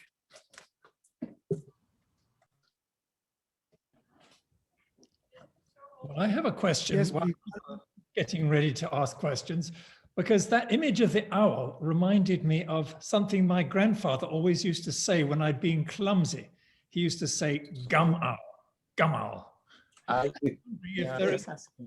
If in that part of the world they do have owls that are called gum owls. Okay. So are you able to see the owl? It's back up. I can see it, yes.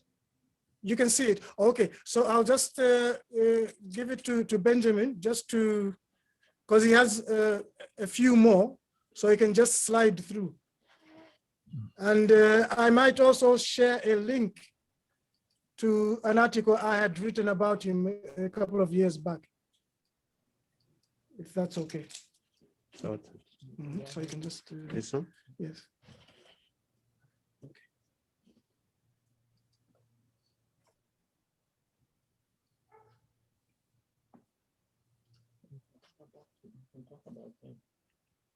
The giraffe is a giraffe, but I think the stripes for the giraffe are just for camouflage.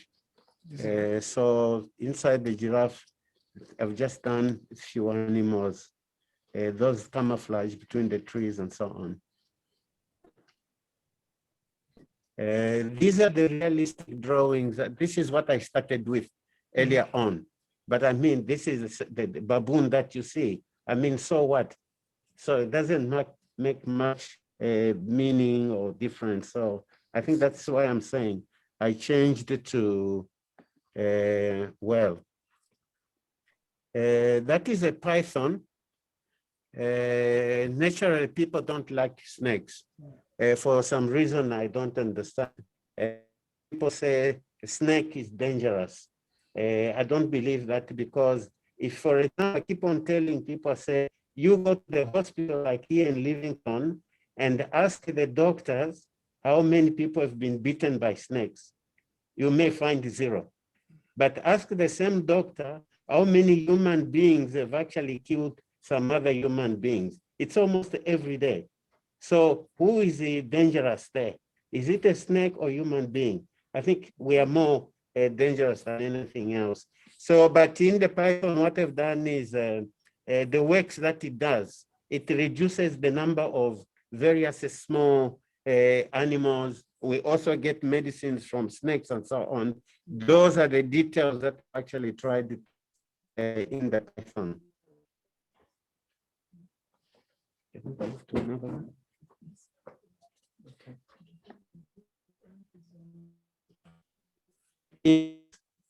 Insects play a very important role, but these are the things that normally we don't talk about. And yet they do so much.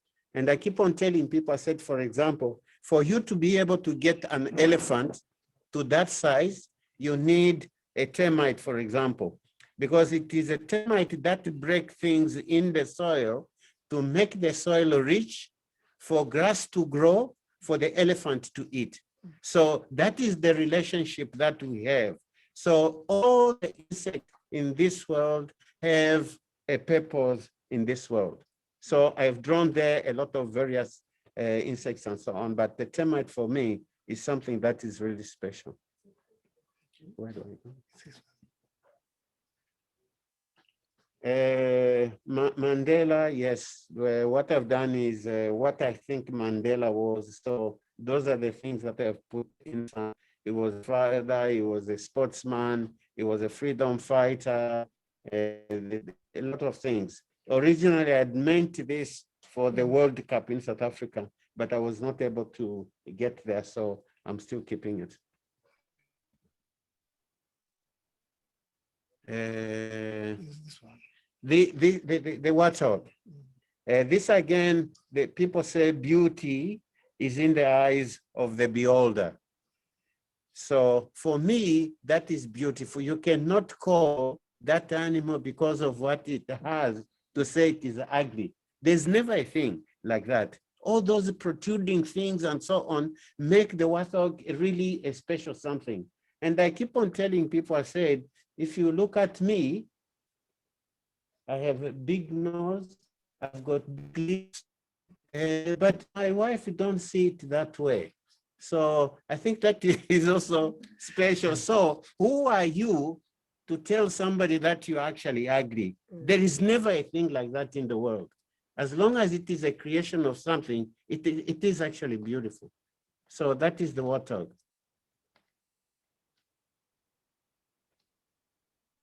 So in the warthog, I've got things like chameleons, the frog, and things like that, because those are the things that people say are ugly and so on.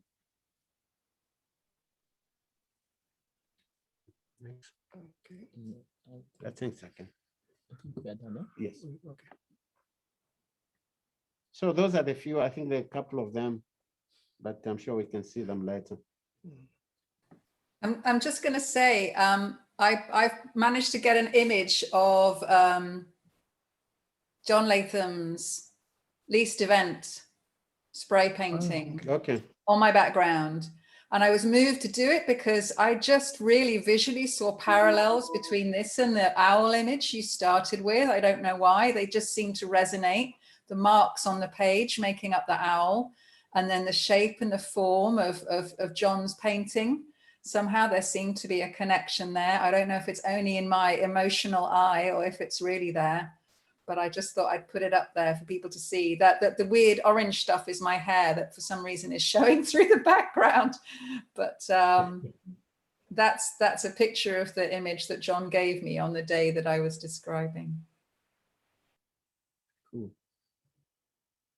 There's also the link to Agnes's work. How do we? If you click onto speaker view, it'll go big for those not used to Zoom. Okay. Okay. So are there any more questions? Questions. There's a question. Seeing that those wonderful drawings of yours, Benjamin, talking of beauty and human, what humans do on this planet. But I was also thinking of my first conversation with Agnes, where she showed me that she was holding these fireworks and a box of matches with an elephant on it, because in case of an elephant attack. And I thought it was so remarkable. I thought, this woman has got such incredible courage. You know, if we're farming in Britain, you're not going to think of having to carry fireworks and matches. And it was one of the first things that really warmed me to Agnes. And I just want to reiterate before we end that it is the most remarkable project. And I know you've been part of it, Benjamin, and everyone at YY and Lawrence Jombe, to have created this out of a situation of COVID, where most people are feeling so desperate and so negative, that this astonishing project, which you can already see is so verdant and green and flourishing, is just one of those uplifting experiences, and that we can all share and take note of and be aware of in our own lives. So thank you so much. Just to have shared Livingstone has been really so moving for me. Thank you. Right. So there's some questions, but we can just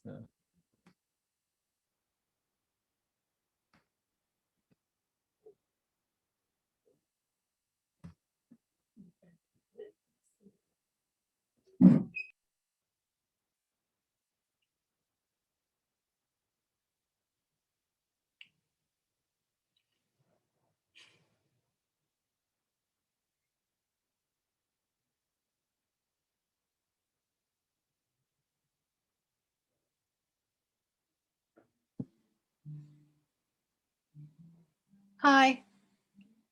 Thank you, Anne, and thank you, Harriet and Noah and everybody there. I'm just saying goodbye. I need to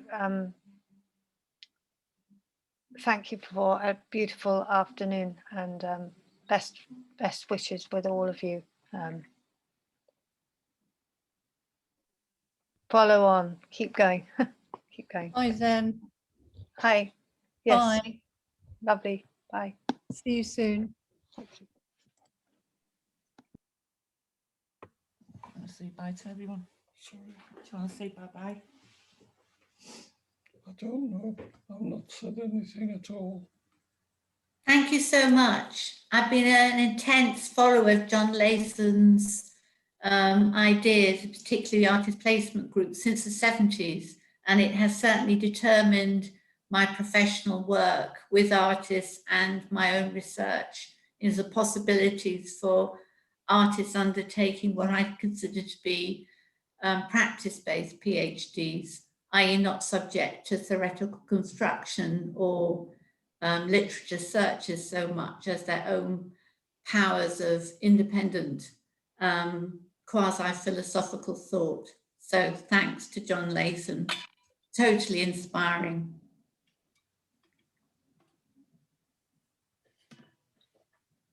Thank you, Anne. Thank you so much.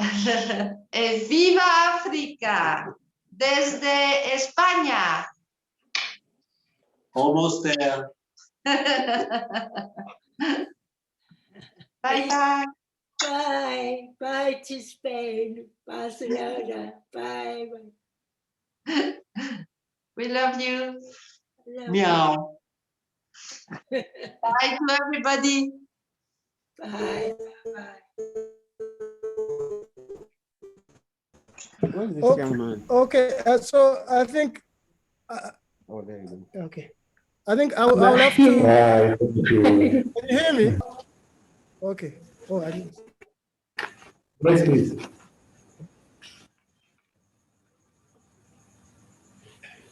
Where is the young man? Andrew?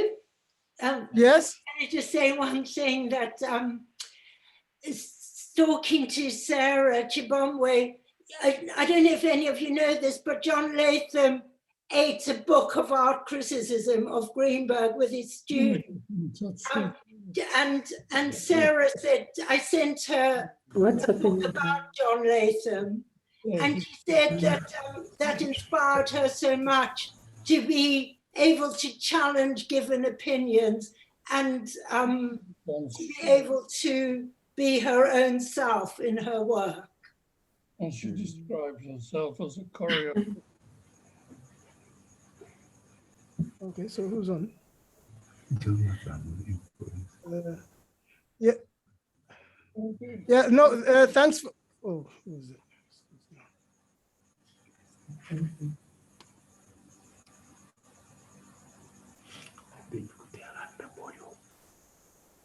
You guys, I think let's if we're done, yes. Yeah, but there was that bit about finding more details. Where do they find this? Share the YY Facebook page. Yes. So yeah, share it. Hi. Hi. Oh. Okay. Just like to say thanks. Okay, so we are just sharing the page for YY on for Facebook, so you can like and follow them up there. It's much easier for questions and donations, and also they have a website that you can see the works and the artists also that have been here. We are going to somehow share some of those things there. Then for the Zoom meeting, we are going also to share the Zoom meeting recording. For those that are interested in the recording, you can write to Agnes and she'll be able to tell me for anybody, then I can share with you. Yeah. So in the chat, you'll find the Facebook page for YY, and that way you can be able to get in touch. And also for those that are interested in residence, I saw one of the questions that came up for that, so you can still talk to them and they'll still advise you on the way about to go about it. Yes. And this okay. So we are done. Okay, so I'll be calling it in. Anne being there, John Paul, is Agnes there as well? Yeah, so if there will be no more questions, then I'll call it a day. And thank you everyone for attending. You can still send in your questions through the YY website or the Facebook page. Thank you. Thank you very much. I hope to one day see you in person in your wonderful creative village. That is my dream, my heart's dream. Thank you. We're looking forward. Thank you very much. Okay. Thank you, everyone. Thank you. Thank you. Thank you, everyone. Thank you. Thank you. Thank you. Bye. Bye. Thank you. Bye. Bye. Bye. Bye. Bye. Thank you so much. Bye. Thank you. Bye-bye. Bye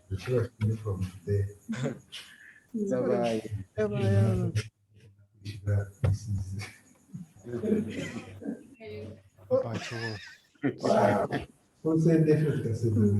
Mayro bayan.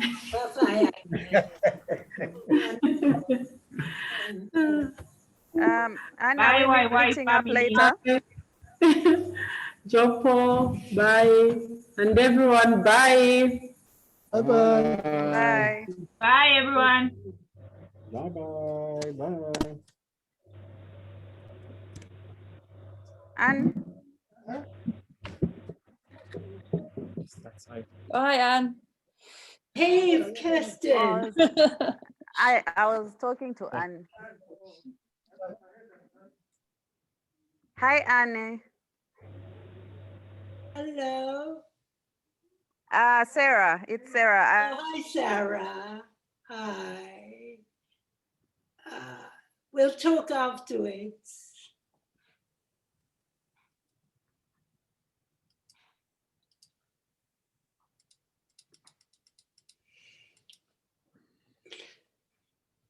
Wondering if we are meeting later. Yeah.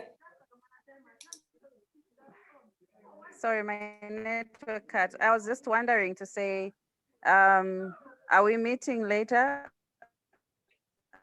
Yeah, let's WhatsApp Sarah. Yes.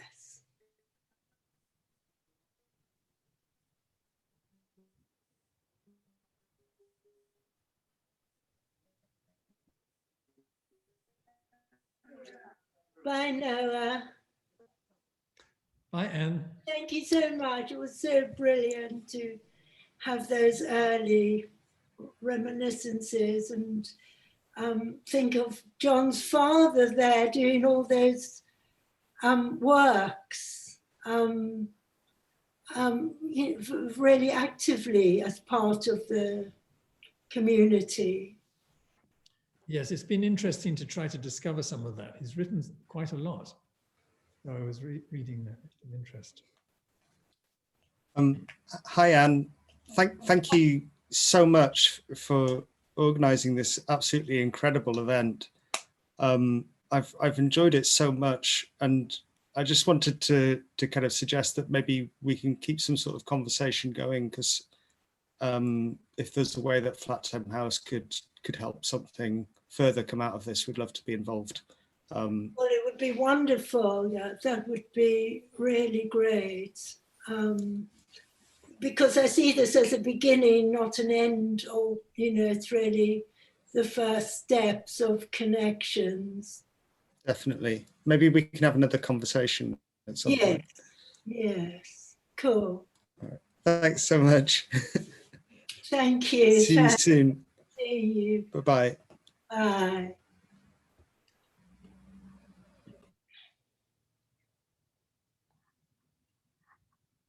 Well, I will say goodbye now and head out. Yes. Great. And your book is absolutely so readable and brings John so alive. I've really enjoyed reading it. So many really atmospheric, the evocations of John, and even David Madala coming into it, and people, yes. Yes, well, it's so nice to have the transcript of our conversation at the end. Yes, it was, yes. Now, I was amazed because you were only in your late 20s that you had that ability to connect and to ask those sort of questions that made John focus in a certain way and answer you. Yes, so extraordinary that I couldn't recognize that I was the one that was actually asking the questions when I heard it. That's right. So it was Richard Cork. Yes. Well, it's still recording. I think we should probably formally close the thing. I think we should maybe. I thought Dominic was closing it, but we're still here. Okay, well, I'm going to sign out now. So No, anyway, I'm still here. So you actually, okay. Is that Dominic or is it? You did a good job. Yeah, it's me, Dominic. Thank you. Thank you. Hi, Annie. Hello. Oh, hi, Sarah. Sorry, hi. So someone kept on calling and the network was cutting. So I was just wondering to say, are we going?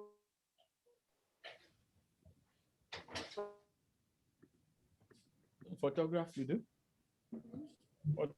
Photos?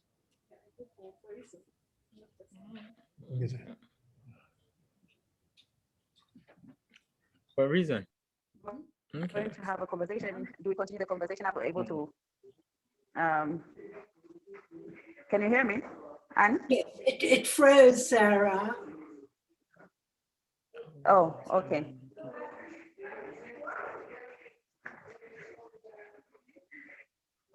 Can you hear me?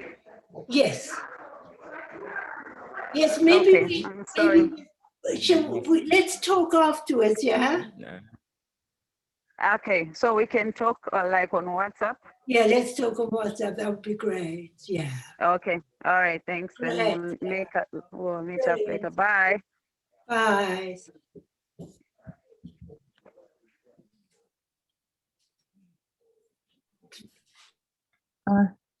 See you later, Anne. See you, Glenys. Thank you. Thank you for inviting me. I hope I didn't say anything out of order because I was in shock. I think I hope it wasn't too embarrassing anyway. No, it was fine. It was fine, Glenys. All right. I didn't realize. Yeah, because I was on my phone. I was on the computer as well, but it's better on the computer, but my phone. Anyway, thank you very much. And it was great meeting the African artists and also the connection with the environment as well through John Latham. I haven't come across him, I must admit, before, but it's certainly really inspiring anyway. So, yeah. Well, it's just made lots of wonderful connections that feel, very real and not sort of manufactured. They've just sort of come together. Yeah, so it's been great. Yeah. It's nice to have something to hang into. Yeah. And can we communicate through the incidental unit? You can certainly be in touch with the incidental, Bob, and you can join. You can join it. Oh, okay. I'll get on the website and I can join that way, eh? Yeah, you can join, and there's monthly Zooms and things. Oh, great. And a reading group. I remember John Latham on the Monitor program where he rode a bicycle across a canvas. That was my earliest memory. That was back in the 60s. Oh, did John do that? I think it was him, wasn't it? I think it was him. I think it wasn't John, Oh, it wasn't. Oh, okay. No. Sorry. I'm trying to think. I know he, yeah.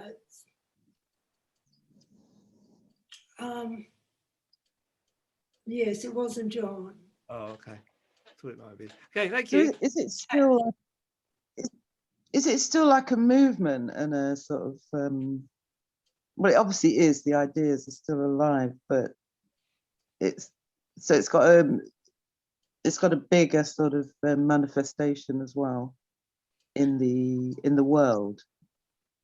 Yeah, well, it's certainly carrying on both in a way in which seeds have been implanted into various people, but also as the incidental unit, which is in John's old house, which has become like a museum, really, Flat Time House.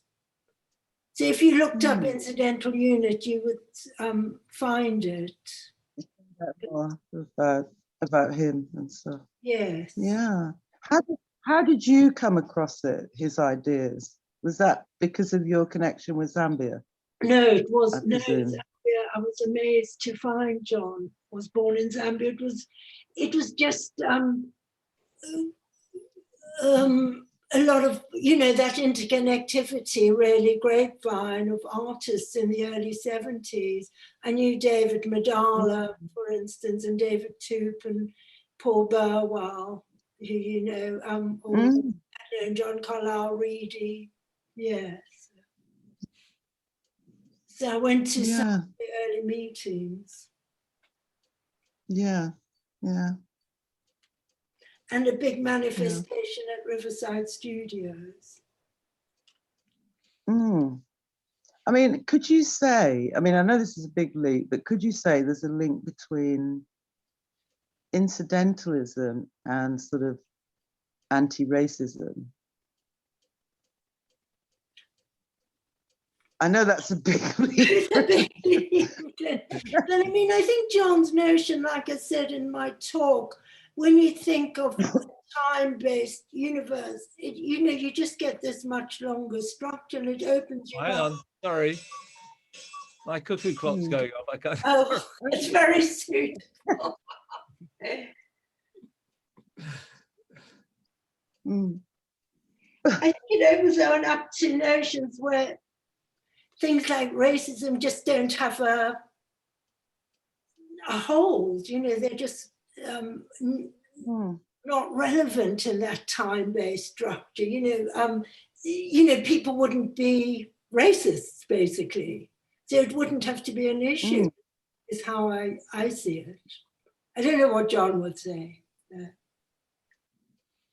Well, it's just that disrupting that colonialness that existed, because it does, and then introduce something, and it's especially poignant. You see, this particular project, because it's the sort of land growing food, and there's all these issues coming up politically in Africa in general, especially in ex-British colonial territories.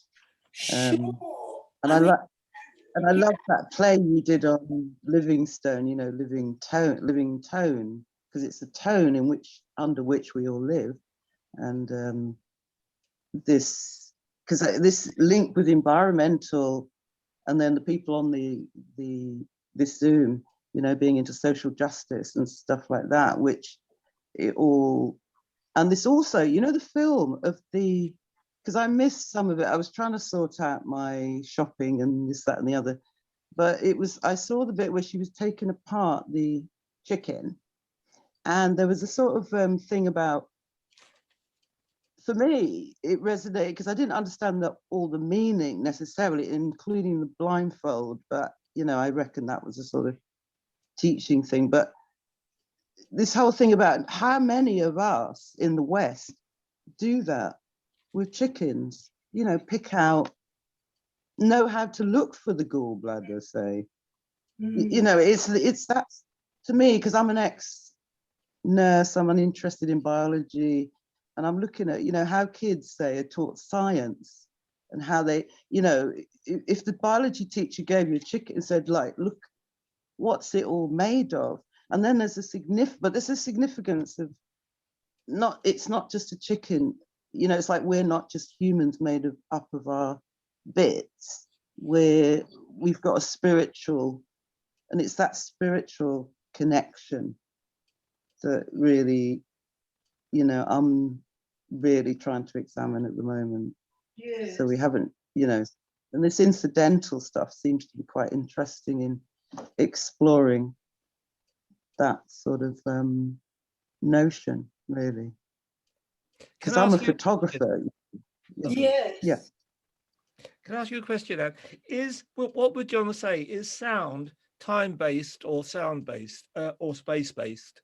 Oh, yeah, no, he did put it as time-based. Yeah, but whereas a score he put as space-based.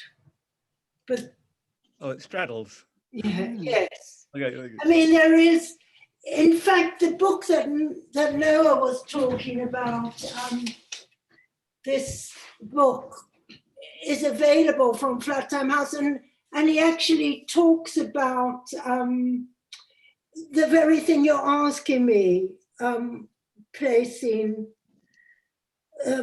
different art practices into time and space-based medium. Oh, okay. Is that NOIT for? NOIT, yes. No, it's 4. Right. Thank you.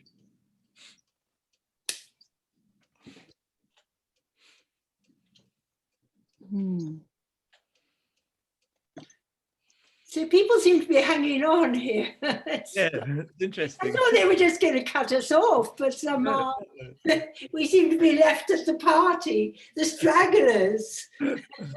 Well film, isn't it? always it's a great ending moment of parties. What goes on? Yeah, I'd like to say I haven't said anything so far because this is all quite, it's in a way new. I was aware of John Latham, but I didn't know much, as I now see, at all.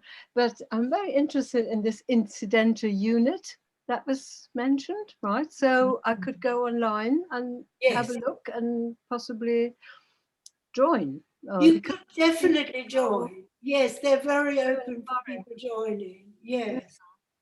Yeah, let's. I'll certainly have a look. I found this whole afternoon very inspiring, I have to say. And thank you. I'm really glad. Thank you.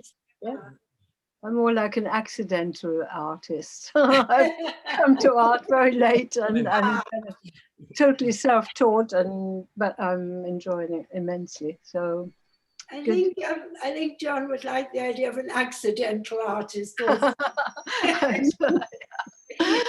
Okay, I think I'll go now and say goodbye. Yes, and thank you so much. Okay. And, maybe we'll meet again. Yes, that would be great. Yeah. Thank you. Bye-bye. Bye. Bye. So, somebody I didn't know. So there's still a few people, but. Do you think people have just left their phones on and forgot to turn? I don't know, that also might be the case. Well, there's only Bob and you, Glynis, and me that I can see. I'm here, yeah. And you know, everybody else is... you were asking, Glynis, you know, and it is something that this project, it might even be the elephant in the room, you know, that, you know, both John and I come from a colonial past there, you know, and that's, you know, one has to negotiate very, you know, I'm aware, you know, that holds its own confrontational part, you know, and how, you know, how one does see that. And if one can make it irrelevant in a way that sort of leaps over things without ignoring them, you know, that's. Well, I'd forgotten about Northern Rhodesia, Southern Rhodesia, and as soon as you mentioned Southern Rhodesia, Zambia hit a whole new significance. It really, oh no.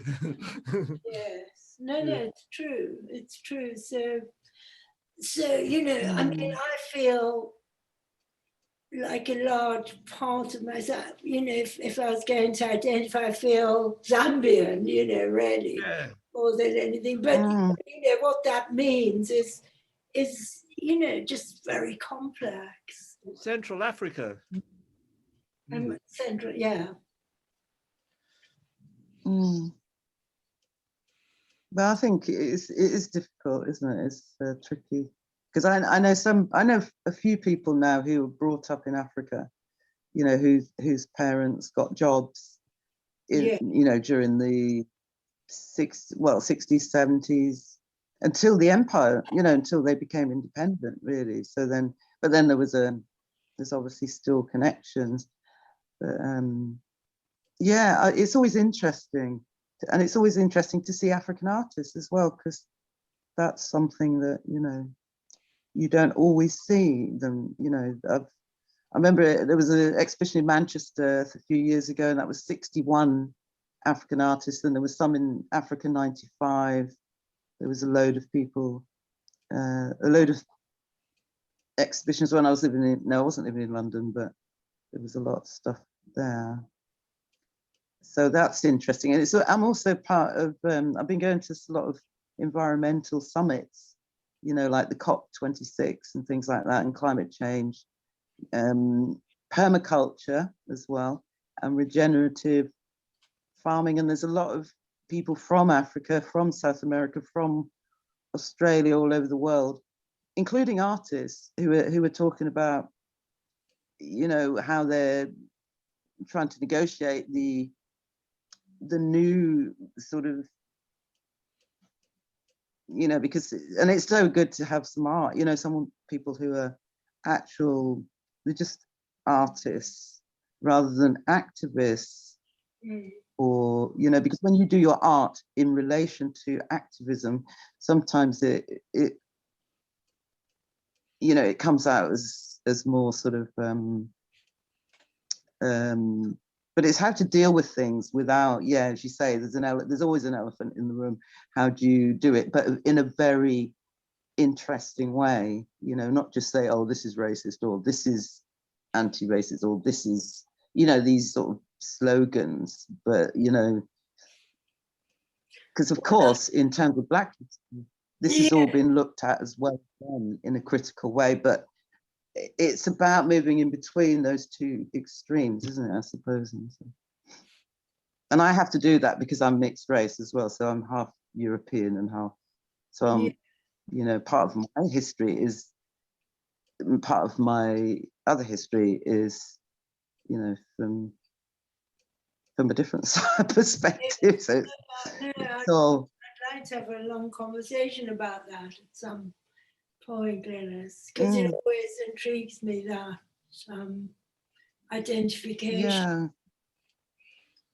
Well, one of the things about Paul that I always recognized was he had this inherent non-racism. You know, when you come to a city like Hull, say, and it's 80% white, 90% white, and then you meet various people. But Paul, to me, was one of the few people actually I felt really safe with, because I felt deep down he was an artist, you know, I mean, and he questioned things, and we had some really quite, you know, quite sort of heated discussions about certain issues. But I just felt that he was one of the few people I'd met in Hull that was just truly anti-racist, you know, as a white man. Yes. And I just, and that, but as well as being provocative and devil's advocate and all those other things, and bringing up things that other people wouldn't, you know, and not going on about it, because he would never say, oh, I'm an anti-racist, but, you know, that's the way because he was a social. Basically, Paul, who encouraged Adelat Gamiani, who could hardly speak any English, had arrived from Kurdistan as a refugee, and then initiated that incredible art role, which, you know, met, you know, like the art ministers in Iraq, and brought all of us over. And, you know, it was Paul at the base of that. You know, I mean, he incredibly inclusive and very aware of other people's sense of being outside. Yeah, inclusive. He was definitely very empathetic to anybody's sense of not being included, you know. Yeah, and he did it naturally without an agenda. Yeah. But I'm very aware that we've gone into, I don't know if anybody else is on, I can see Rob Lafrede's just come in, but I'm just aware that we've just become having a conversation. I don't know if they're just going to leave us running. Hello, No, I loved it. Rob. No, I just. Sorry to miss the. You just came in, Rob. No, I was having to run errands today, and I just couldn't get out of it. But I'd love to see the recording when that's available. Yes, there will be. Yes, apparently, yeah.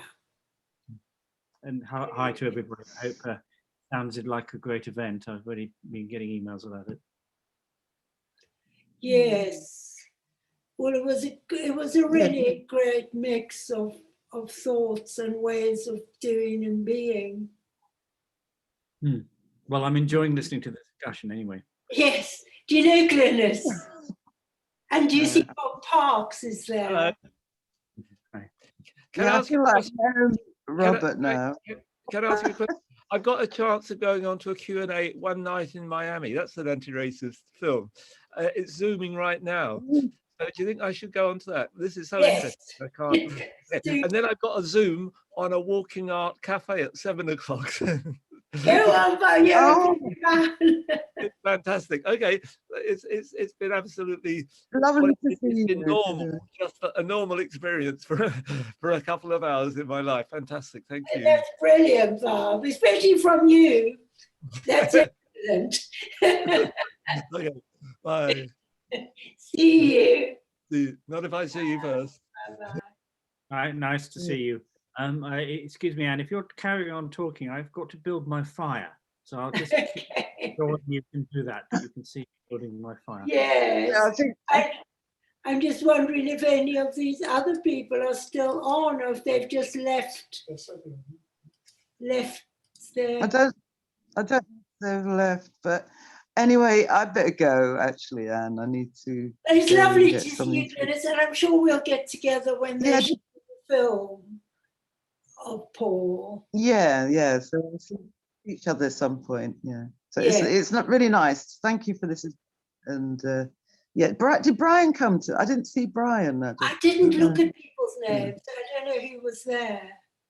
I was trying to look down the list to see if he'd come, but anyway, it's lovely to see you. And this is a brilliant project, and your work is always brilliant anyway. So anyway, thank you very much. Thanks very much. See Lovely. you soon. Bye. Bye. Bye.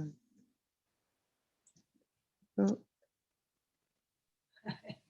Rob, I'm going to leave you also because it's been hours, unless you've got something specific. I think we might be the last people in here. Oh, I can't hear you. Yeah, apparently there's a link, there's going to be a recording. Will you send me the link? Yes, I will.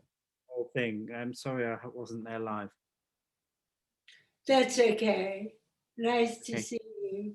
Nice We'll talk at some point about time traveling. Exactly, yes. Okay, see you, bye. See you, Rob. Bye. Bye-bye.